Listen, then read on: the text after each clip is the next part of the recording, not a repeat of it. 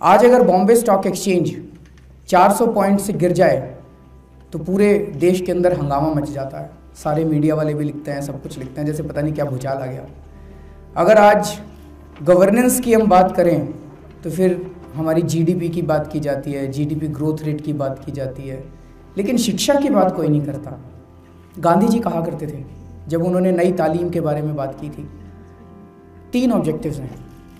एक है अच्छा इंसान बनाना, दूसरा है अच्छा नागरिक बनाना, और तीसरा है बच्चों को अपना परिवार पालने के लिए, अपना पेट पालने के लिए, रोज़गार के लिए तैयार करना, so that when they grow up they are able to earn from themselves. कहते हैं हमारे देश में पॉपुलेशन बहुत ज़्यादा है, 120 करोड़ 125 करोड़ लोग हैं। मैं मानता हूँ पॉपुलेशन ज़्यादा है। जिस चीज़ को आज हम लाइबिलिटी मान रहे हैं, पूरी दुनिया उसी चीज़ के लिए आज हमारे देश में ये सारी एमएनसीज, मल्टीनेशनल कंपनीज हमारे देश में क्यों आती हैं? Because we are a great market. हमारे देश में बहुत बड़ी मार्केट है। And what is the market? It's this 120 crore people. हमारे देश में ये लोग हैं। अगर इन 120 करोड़ लोगों को इनकी क्वालिटी अच्छी कर दी जाए, and what you mean by quality? Education and health. अगर हमारे देश के सारे लोग अच्छे पढ़ लिख जाएं, अगर हमारे देश के लोग हेल्दी हो जाएं, स्वस्थ हो जाएं, तो जिसको हम ये लाइबिलिटी मानते हैं, this can actually turn into a huge asset, और हमारा देश इतनी प्रगति कर सकता है कि पूरी दुनिया को पीछे छोड़ सकता है। ये 120 करोड़ लोग इतनी, अगर हम इनको शिक्षा दे दें, अच्छी शिक्षा दे दें, क्वालिटी एजुकेशन दे दें, एक्सेलेंट एजुकेशन दे दें, तो हमारा देश बहुत प्रगति कर सकता है। So education can not be a matter of charity, education has to be a matter of right. या देश के अंदर कोई बच्चा पैदा हो, क्वालिटी एजुकेशन उसका हक होना चाहिए, उसे दया में नहीं मिलनी चाहिए क्वालिटी एजुकेशन। क्वालिटी एजुकेशन उसका हक होना चाहिए, और क्वालिटी एजुकेशन प्रोवाइड करना किसी भी सरकार का परम कर्तव्य होना चाहिए। It should be the bounded duty of the elected government to provide quality education to the kids. Schools actually politicians के हैं। शिक्षा मंत्री कोई होता है, उसके अपने स्कूल चल रहे होते हैं, एमएलएज के अपने स्कूल चल रहे हैं, मिनिस्टर्स के अपने स्कूल चल रहे हैं। 48,500 crore rupees of black money is given as donations in black in the private schools. That is the level of vested interest that is involved. 48,500 crore रुपए ब्लैक के डोनेशंस के अंदर प्राइवेट स्कूल्स में पूरे देश भर में दिए जाते हैं। Education and health are 2 most important issues for us at Aam Aadmi party. 5 साल के अंदर सरकारी स्कूलों को इतना बेहतर कर दें कि सरकारी स्कूलों के अंदर प्राइवेट स्कूलों से भी ज़्यादा बेहतर शिक्षा का स्तर, the quality of education is much better than the private schools also in government schools. क्या हम ऐसा कर सकते हैं? ये एक हमारा सपना है। दूसरा, 5 साल में हम ऐसी व्यवस्था कर दें कि मंत्री, ऑफिसर्स, अमीर लोग अपने बच्चों को एक्चुअली गवर्नमेंट स्कूल्स में पढ़ाने में गर्व महसूस करें। मुझे लगता है कि टीचर्स और डॉक्टर्स, इनकी सैलरी को पूरे सरकारी पे स्केल से डीलिंक करके हमें इनको सम्मान देने की ज़रूरत है।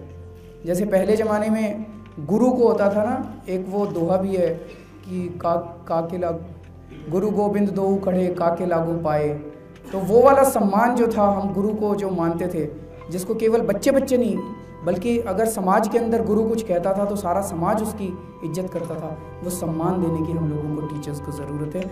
उनकी सैलरीज इंप्रूव करने की ज़रूरत है, उनको ऑटोनॉमी देने की ज़रूरत है। बच्चों का हक होना चाहिए कि वो स्कूल में एडमिशन ले सकें।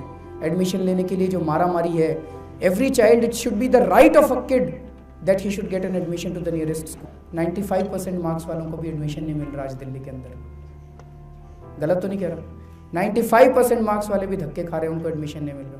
ऐसा नहीं कि 95% मार्क्स कम होते हैं, 95% मार्क्स बहुत होते हैं, लेकिन डिमांड और सप्लाई का बहुत गैप हो गया। पिछले 15-20 साल के अंदर दिल्ली में कॉलेजेस ही नहीं खोले गए हैं। सो हमें नए कॉलेजेस खोलने की ज़रूरत है। BA BSc करना चाहे करें, लेकिन इन 20 नए कॉलेजेस के अंदर we want to provide them, we want to teach them how to do business. हम लोगों को सिखाना चाहते हैं। मुझे लगता है इंडियंस आर बॉर्न एंटरप्रेन्योर्स, हमारे खून के अंदर है धंधा करना, बिजनेस करना, हमारे भारत के लोगों के खून के अंदर है। इनको कहीं बिठा दो, कुछ ना कुछ बेचना चालू कर देंगे हम लोग।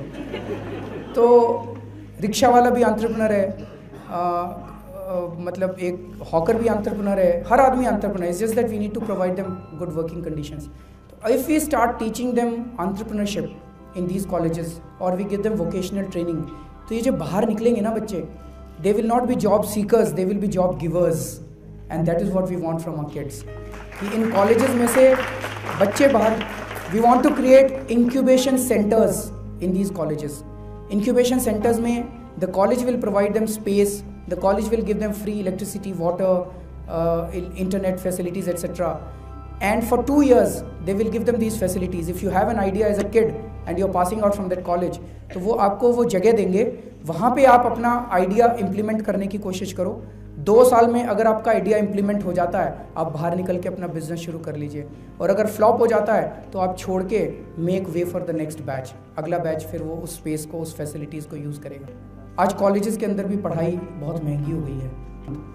आज मेरी बेटी गई है IIT दिल्ली में इस साल, उसके हमने 50,000 रुपये जमा कराए हैं अभी 6 महीने के.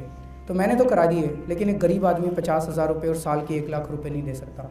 सो हम लोगों ने एक प्लान बनाया है कई सारे फाइनेंशियल एक्सपर्ट्स के साथ बैठ के कि हम 12वीं क्लास के बाद बच्चों को अपने पैरों पे खड़ा करेंगे. उनको अपने माँ बाप से 12वीं क्लास के बाद उनको अपने माँ बाप से पैसे लेने की ज़रूरत नहीं है. Will provide them education loan. अमीरों के और गरीबों के बच्चे, इवन एक रिक्शा वाले का बच्चा भी डॉक्टर, इंजीनियर, एडवोकेट बनने के लिए एस्पायर कर सकता है. आज तो वो सोच भी नहीं सकता. इवन बहुत अच्छा पढ़ा लिखा बच्चा भी सोच भी नहीं सकता, बहुत पढ़ने में अच्छा बच्चा भी सोच भी नहीं सकता कि मैं ये एजुकेशन ले सकता हूँ.